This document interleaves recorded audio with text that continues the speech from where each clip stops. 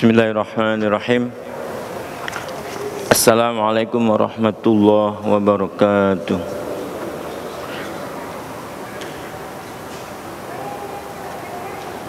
Assalamualaikum warahmatullahi wabarakatuh. Nah, itu baru. Alhamdulillahirabbil alamin. Wassalatu wassalamu ala asyrafil anbiya wal mursalin wa ala alihi wa sahbihi ajma'in. Asyhadu an la ilaha illallah wahdahu la syarikalah wa asyhadu anna Muhammadan abduhu wa rasuluhu la nabiyya ba'da.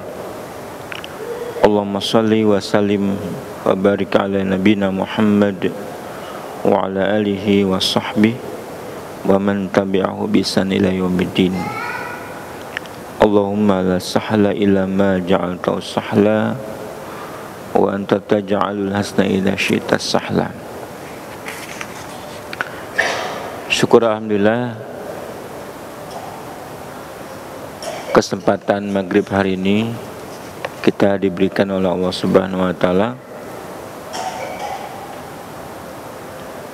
Kita bersyukur atas kesempatan yang baik ini. Kemudian sholawat serta salam senantiasa tercurah buat baginda Nabi kita Muhammad SAW yang telah diutus untuk sekalian alam manusia dan jin, Nabi terakhir, Rasul penutup. Maka yang beriman kepadanya akan mendapat keselamatan. Mudah-mudahan kita mendapat keselamatan di sisi Allah Subhanahu wa taala. Amin ya rabbal alamin. Salat dan salam tercurah pula buat keluarganya, buat para sahabatnya, kemudian para tabi'in, selanjutnya siapa saja yang terus tegak melaksanakan Islam hingga hari kiamat kelak. Jamaah yang berbahagia, pada kesempatan ini bab fikih masuk kepada bab ke-8 tentang hukum-hukum tayamum.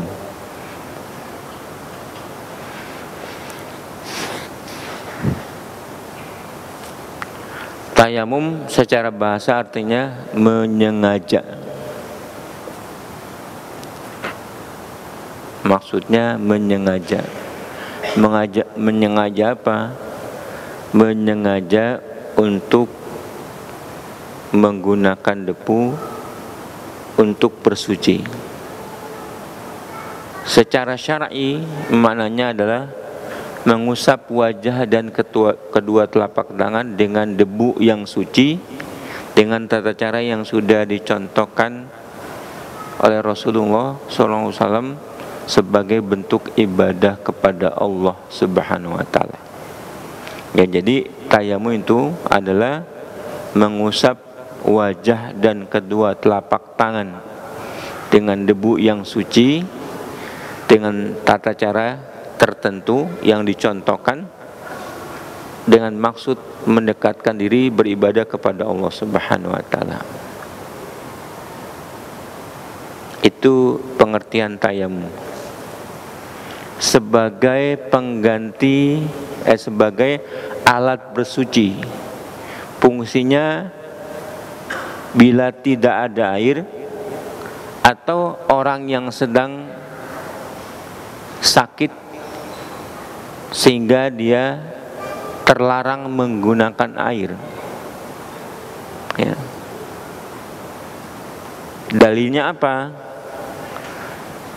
Dalilnya dalam surah Al-Maidah ayat 6. Seperti yang sudah kita tahu, masuk dalam kategori kewajiban berwudu. Bunyinya, ya ayyuhalladzina amanu idza qumtum ila shalah faghsilu wujuhakum wa aydikum ilal marafiq wamsahu bi ru'usikum wa arjulakum ilal ka'bain wa in kuntum junuban fattahharu. wa in kuntum marda aw ala safarin aw jaa ahadum minkum minal ghaid aw lamastumun nisa falam tajidu ma'a fatayammamu sa'idan thayyiba famsahu biwujuhikum wa aydikum min. Ayo hai orang-orang beriman, apabila kalian hendak mendirikan sholat, maka basuhlah wajah kalian dengan tangan sampai basuhlah wajah kalian dan tangan kalian sampai ke siku, dan sapulah kepala kalian dan basuhlah kedua kaki kalian sampai ke kedua mata kaki. Jika kalian junub, maka bersucilah atau mandilah. Dan jika kalian sakit atau dalam perjalanan jauh atau kembali dari buang air atau kalian menyentuh wanita perempuan lalu kalian tidak memperoleh air, maka bertayamumlah dengan debu yang baik. Usaplah wajah kalian dan tangan kalian dengan debu itu. Itu dalil pensyariat tayamum. Sementara dari hadis Nabi SAW, hadis yang diriwayatkan oleh Abu Dawud, Imam Tirmidzi dan disahihkan oleh Albani, bunyinya adalah as-sa'idu thayyib kafika wa illam tajidil ma ashrahijaj fa idza wajadtal ma famisuhu bisyaratak. Artinya, debu yang suci cukup bagimu sekalipun kamu tidak mendapatkan air selama 10 tahun. Lalu bila kalian mendapatkan air, maka basuhlah air itu sampai ke kulit kalian. Maksudnya basuhlah seperti wudu, ya. Tidak dapat air sampai 10 tahun kemudian sekalipun. Artinya tidak dibatasi, sepanjang orang tidak mendapat air, maka pengganti untuk berwudu dengan tayamum.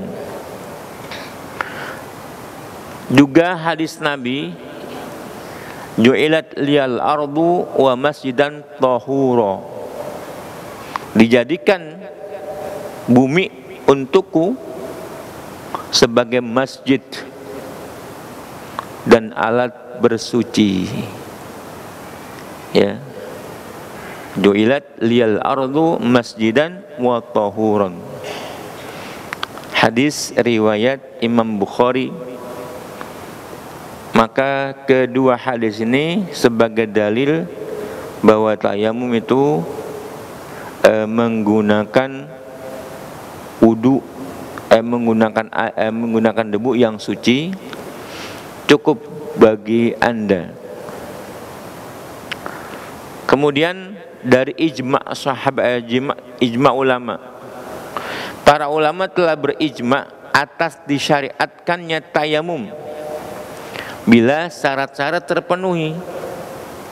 Syaratnya apa? Ya tadi, bila tidak ada air atau orang yang kesulitan menggunakan air karena sakit, dan bahwa ia dalam kedudukan menggantikan bersuci dengan air, yaitu berwudu, maka dibolehkanlah bertayamum, melakukan apa-apa yang boleh dilakukan dengan berwudu. Dilarang melakukan apa-apa yang dilarang dalam dilarang apabila tidak berwudu, seperti bersuci menggunakan air, jadi berwudu diganti dengan tayamum. Seperti sholat tidak berwudu dengan tayamum, tawaf di Ka'bah, membaca Quran dan lainnya, ya. Dengan keterangan ini maka syariat tayamum ditetapkan berdasarkan Al-Quran, hadis dan ijma' ulama,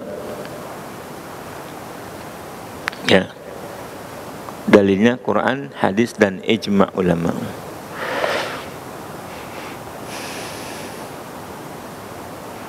Syarat-syarat tayamum dan sebab-sebab yang membolehkannya. Ini bagian kedua dalam pembahasan. Bagian pertama dalil disyariatkannya tayamum. Adapun syarat-syarat tayamum adalah sebagai berikut. Tayamum diperbolehkan saat tidak mampu menggunakan air,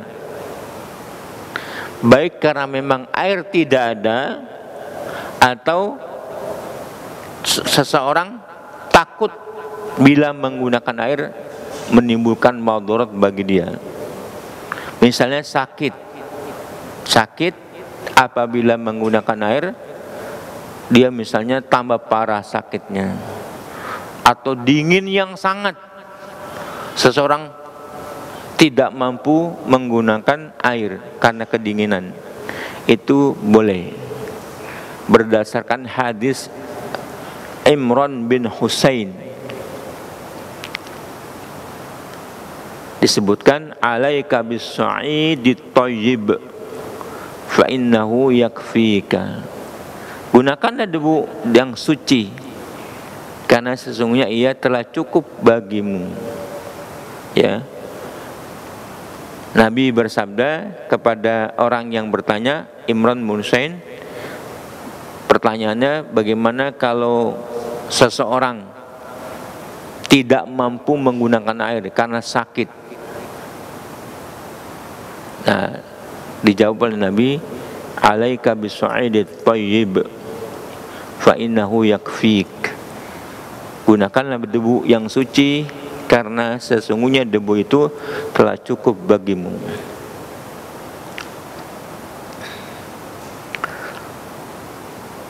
Apa syarat-syarat mengerjakan tayamum?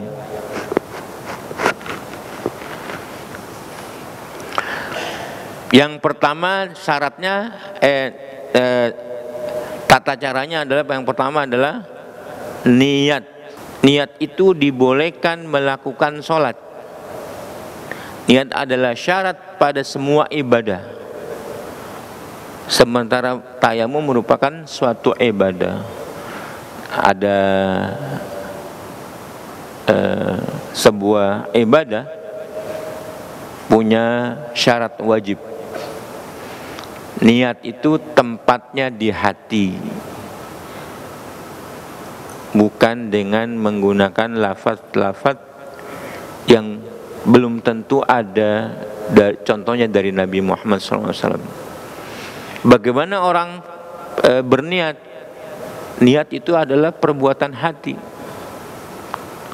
Cukup niat di dalam hati, karena Rasulullah tidak mencontohkan seperti niat di dalam sholat, niat di dalam berwudu, niat di dalam tayamum, itu di dalam hati. Syarat pertama. Syarat kedua, orang Islam. Tayamum tidak sah bagi orang kafir. Yang ketiga, berakal. Tayamum tidak sah dari orang-orang yang berakal, seperti orang gila atau orang pingsan. Keempat, tamyiz. Tamyiz itu seorang anak yang sudah bisa membedakan mana yang baik, mana yang buruk.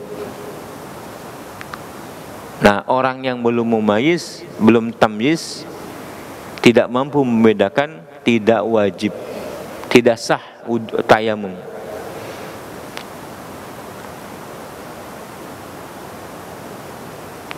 Kelima, adanya udzur, seperti tidak bisa menggunakan air, baik karena tidak ada air atau karena sakit. Dalilnya, falam tajidu ma'a fatayammamu sa'idan thayyiba. Lalu kalian tidak memperoleh air, maka bertayamulah dengan tanah yang suci. Juga keterangan Nabi, inna sa'idat thayyib tahurul lil muslim wa illam yajidil ma asyra sinin fa idza wajadal ma falyumissahu bi syaratahu fa inna dzalika khair. Nabi bersabda, sesungguhnya debu itu yang suci itu adalah untuk bersucinya orang Islam, sekalipun orang Islam itu tidak mendapat air selama 10 tahun.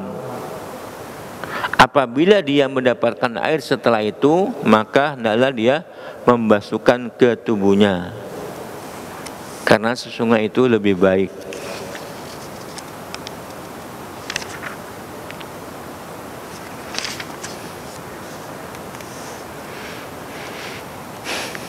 Kedua, seseorang itu dapat air, ada air, tapi dia takut madarat, seperti misalnya sakit, bisa karena sakit yang dikhawatirkan semakin parah, atau sakit yang kesembuhannya tertunda disebabkan menggunakan air.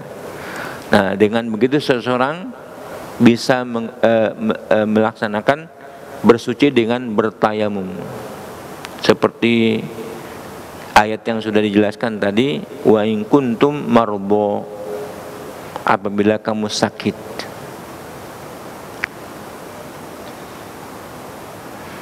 Ini ada keterangan dalam hadis.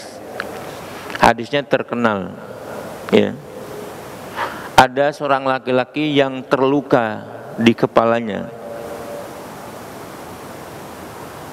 Riwayatnya ada yang sehabis perang, ada yang terjatuh tertimpa kena batu, tapi intinya orang ini terluka.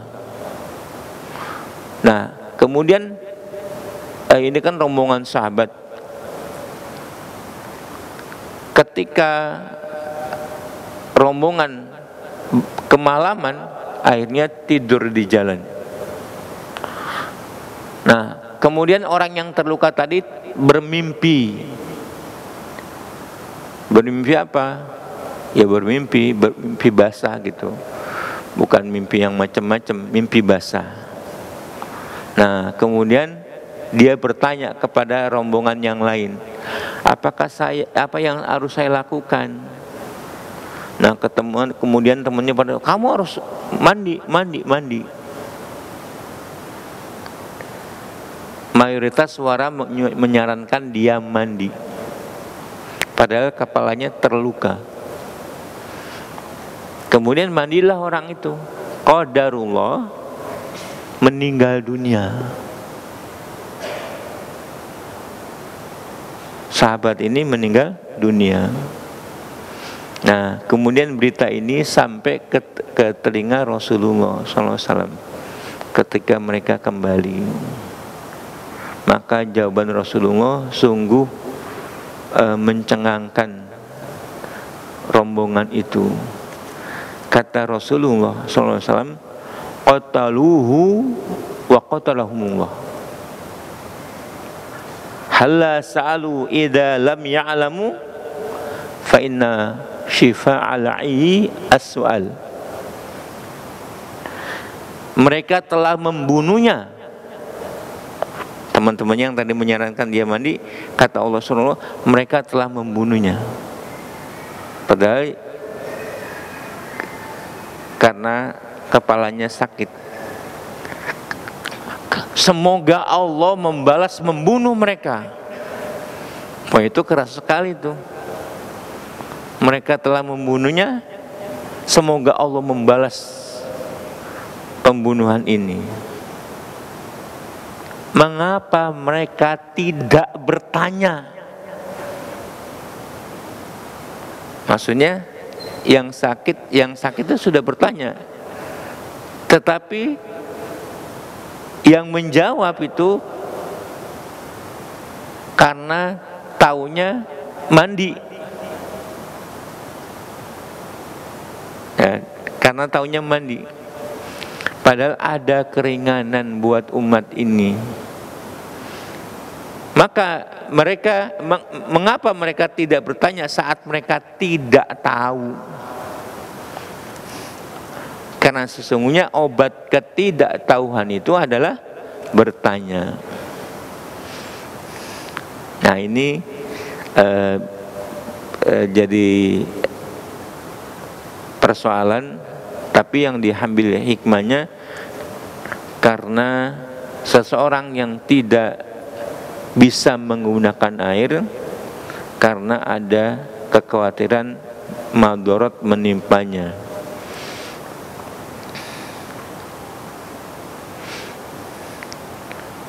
Ketiga, atau bisa jadi makna dibolehkannya tayamum karena udara yang sangat dingin.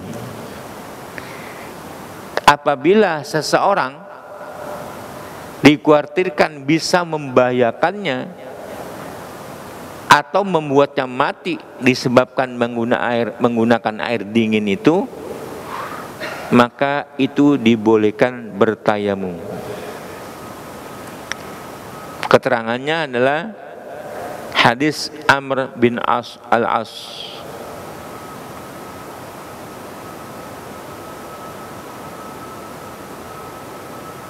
Lama ba'athahu Rasulullah sallallahu alaihi wasallam amadatis salasil.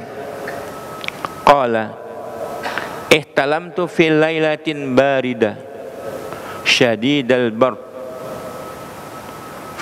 fashfaqtu in iktasaltu an ahlik fatayammamtu wa sholaitu bi ashabi sholatas subuh.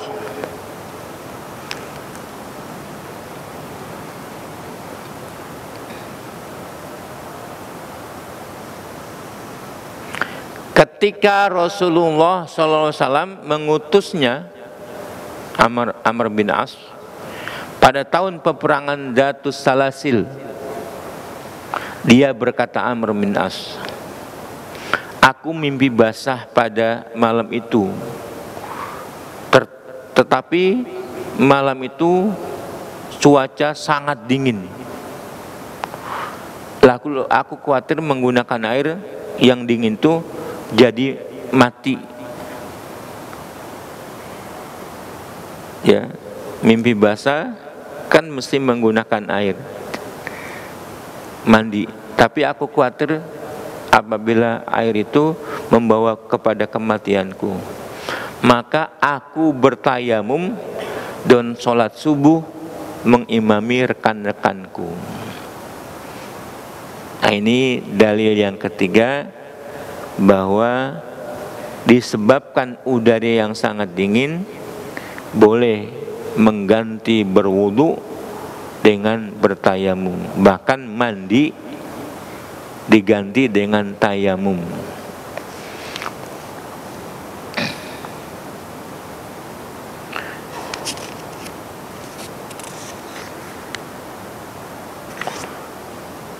Yang keenam, syarat yang keenam, hendaklah bertayamum menggunakan tanah yang suci.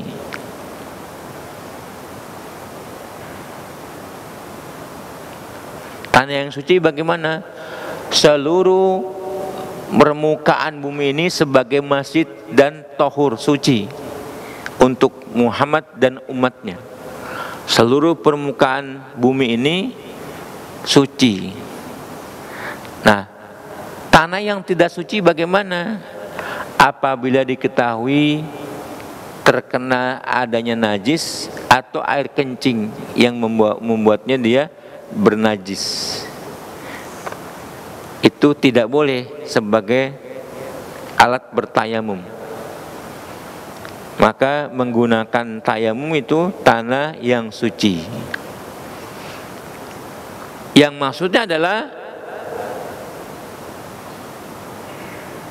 tanah yang suci itu maksudnya debu yang suci itu digunakan di dalam dibawa ke dalam tangan, kemudian mereka bertayamum boleh. Firman Allah ayat ke-6 tadi surat Al-Maidah, fatayammamu sa'idan thayyiban kummin, maka bertayamumlah dengan debu yang baik, sapulah muka kalian dan tangan kalian dengan debu itu. Kata Ibnu Abbas, nah ini, as-sa'id adalah debu di padang pasir, di ladang padang pasir, debu. Kata Ibnu Abbas ini. Dan thayyib maksudnya adalah suci. Nah, debu yang ada di padang pasir misalnya, itu namanya diartikan oleh Allah Subhanahu wa taala sebagai sa'idan thayyiban. Fatayammamu sa'idan thayyiban. Apabila tidak menemukan tanah yang seperti itu, maksudnya debu yang di padang pasir, maka orang boleh bertayamum dengan sesuatu yang mampu dia dapatkan, seperti pasir dan batu. Nah, di pasir itu ada debunya, atau di permukaan batu, kalau tidak basah tapi batu itu terus kering tersinar matahari, itu namanya sa'idan thayyiba. Masalahnya apa? Tadi debu itu kan diartikan sebagai debu di tanah ladang. Kata para ulama ini karena untuk bertakwa kepada Allah kita semampu kita. Kalau sawah tanah lapang, tanah ladang tidak ada, apa yang mesti dilakukan dengan pasir atau batu? Bahkan Imam Auza'i mengatakan pasir itu termasuk batu, pasir termasuk sa'idan thayyibah. Nah, firman Allah, fattaqullaha mastata'tum, bertakwalah kepada Allah menurut kesanggupan kalian. Nah, tayamum itu adalah bentuk keringanan terhadap umat ini. Maka orang tidak selalu mencari tanah, tetapi ada pasir, ada batu. Nah, kalau di kita nih jangan-jangan tembok dijadikan sebagai alat tayamum. Kalau itu ada berdebu, ya silakan pengkiaskan seperti yang tertera di dalam keterangan-keterangan hadis. Pasir atau tembok. Nah, tapi bagaimana kalau kursi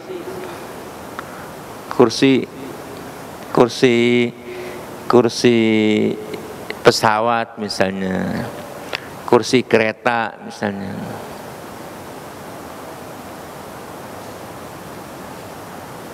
Tidak ada yang menjelaskan dari hadis Rasulullah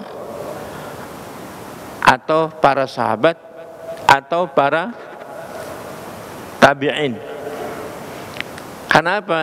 Ya karena pesawat tidak ada, kereta belum ada. Nah, maka kalau di kursi itu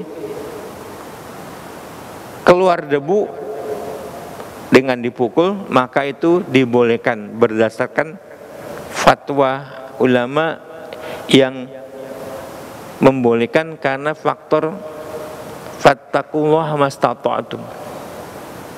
Tadi juga bentuk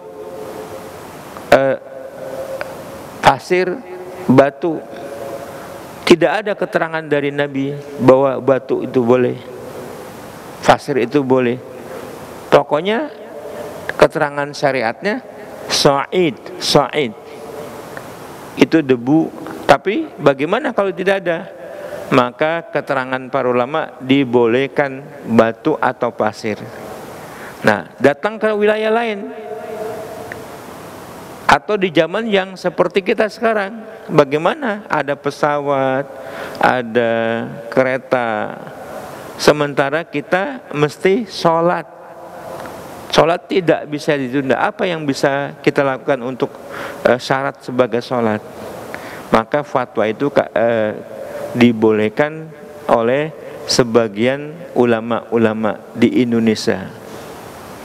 Tetapi ada juga yang beranggapan tidak boleh, karena itu bukanlah di tanah, bukan di bumi, bukan di permukaan bumi, seperti jok kursi, bukan di permukaan bumi, seperti jok pesawat.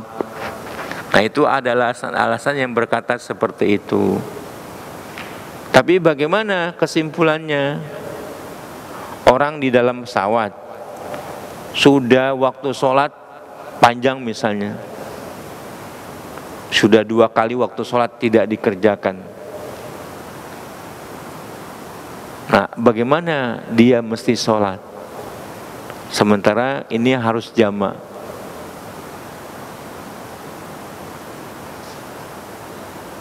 Ada juga di bawah saja debu yang sudah diambil dari rumah, dibawa dibungkus.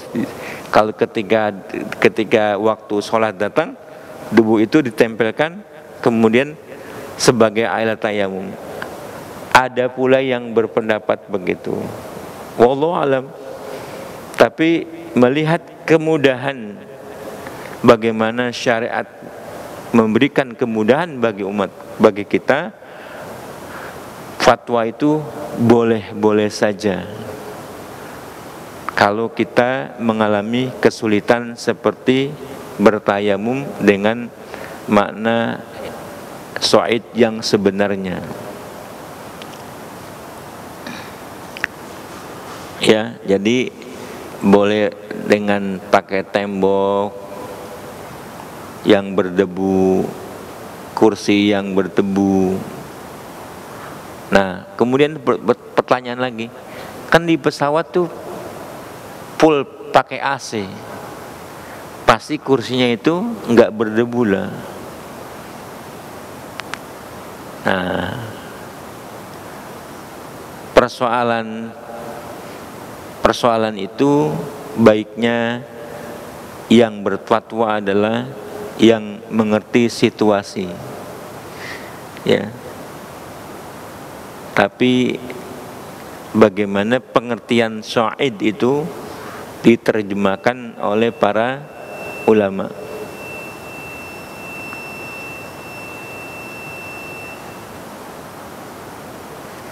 Iya, silakan adzan.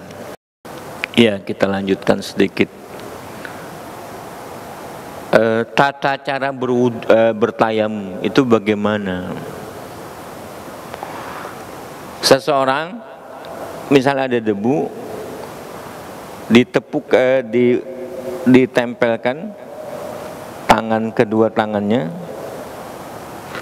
kemudian ditiup atau dikibaskan sampai tidak berbekas debunya tapi nempel.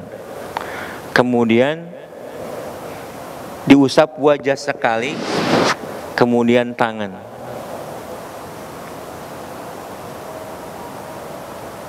Kiri buat punggung kanan, kemudian tangan kanan buat punggung kiri. Selesai. Nah, yang benar mana? Wajah dulu atau tangan dulu?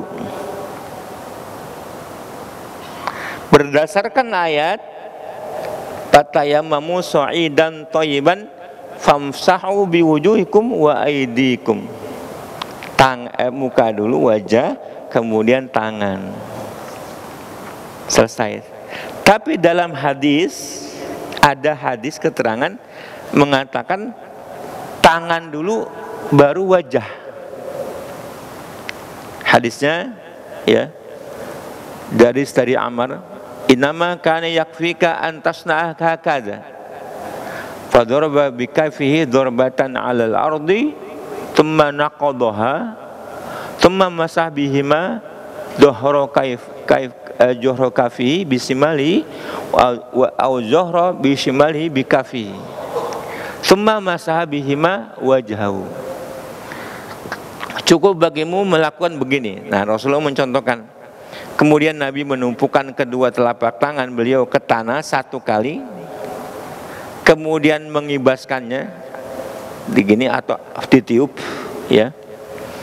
Kemudian beliau mengusap, ya, tangan kanan dengan punggung tangan kanan, punggung kanan dengan tangan kiri, kemudian tangan kanan mengusap punggung tangan kiri, kemudian mengusap wajahnya. Itu hadisnya muttafaqun alaih, ya. Jadi pertama ditempelkan ke tanah, kemudian ditiup atau dikibaskan, dia udah bersih. Tangan kanan dengan mengusap punggung tangan kanan mengusap punggung tangan kiri. Bukan begini, ya, enggak, cukup begini terus begini. Nah, dibawa ke muka, itu sudah cukup. Nah, kalau yang satu adalah yang sesuai dengan Al-Quran, banyak hadis-hadis lain. Rasulullah menepukkan tangan, kemudian meniupnya atau mengibaskannya, terus mukanya satu kali, terus tangannya, sudah selesai. Nah, dari keterangan dua itu cara yang diberikan, mana yang lebih arjah? Bukan berarti yang ini sahih, yang lain tidak, tapi yang lebih kuat mana? Ya, berdasarkan ulama, yang lebih kuat adalah sebagaimana yang Allah tuntunkan, firmankan, amsahu biwujuhikum wa aidikum, usaplah wajah kamu, kemudian kedua tangan kamu. Begitu. Ya, jadi ada dua versi. Kemudian ulama mengatakan yang dua versi itu yang lebih kuat adalah yang muka lebih dulu, kemudian tangan. Nah, di dalam kitab fikih musyasar ini tidak disebutkan mana yang lebih kuat. Tapi di dalam kitab-kitab yang lain berdasarkan penelitiannya bahwa yang lebih kuat adalah apa yang dituntunkan oleh Al-Quran. Tamsahu biwujuhikum wa aidikum min. Usaplah wajah kamu dan kedua telapak tangan. Itu cukup bagi kita. Nah, apa yang pembatal dari tayamum? Sebagaimana wudu, hal-hal yang bisa membatalkan apabila berhadas kecil dan berhadas besar.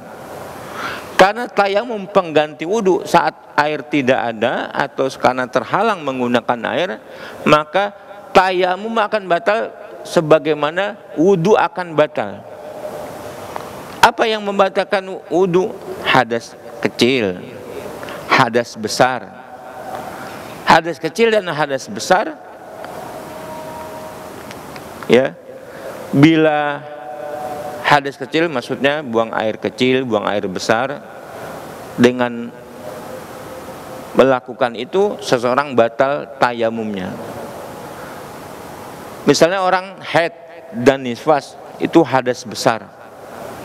Misalnya dia berwudu, mandinya digantikan dengan tayamum.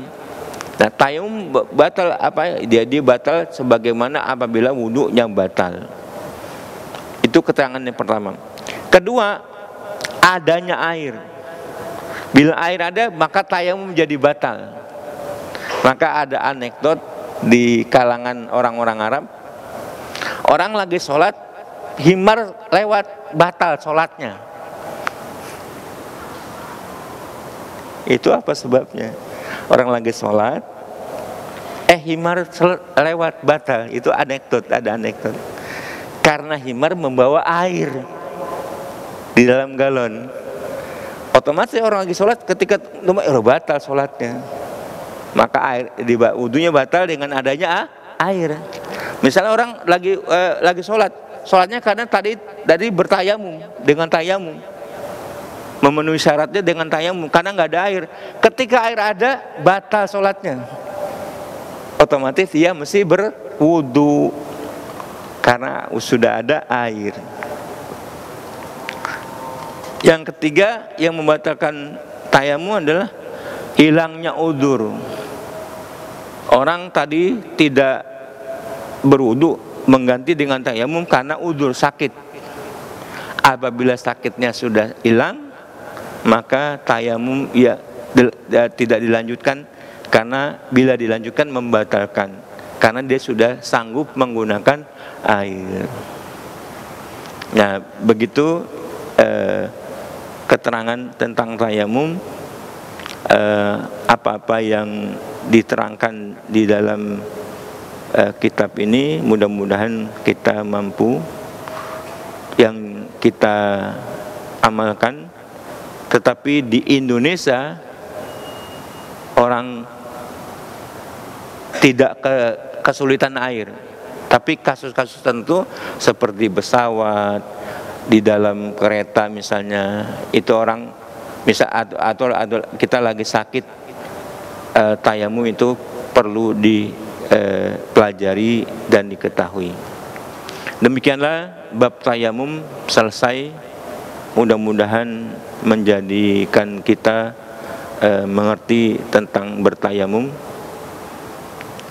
Kalau kita mesti melaksanakan tayamum karena alasan sakit, mudah-mudahan ini menjadikan kita cukup pengertiannya bahwa kita boleh menggunakan tanah, debu, karena kita terhalang menggunakan air karena sakit. Karena kalau udara dingin di Indonesia nggak dingin. Kalau kekurangan air di Indonesia nggak kekurangan air. Tapi karena orang mungkin sakit sehingga terhalang menggunakan air. Wallahu a'lam bishawab. Demikianlah, semoga bermanfaat. Aqulu qauli hadza wa astaghfirullahi wa lakum wa lisairil muslimina wal muslimat wal mu'minina wal mu'minat alaihi min Muhammad innaka samiun qaribun mujibud da'wat ya qadiyal hajat. Subhanakallahumma wa bihamdika asyhadu an la ilaha illa anta astaghfiruka wa atubu ilaik. Assalamualaikum warahmatullahi wabarakatuh.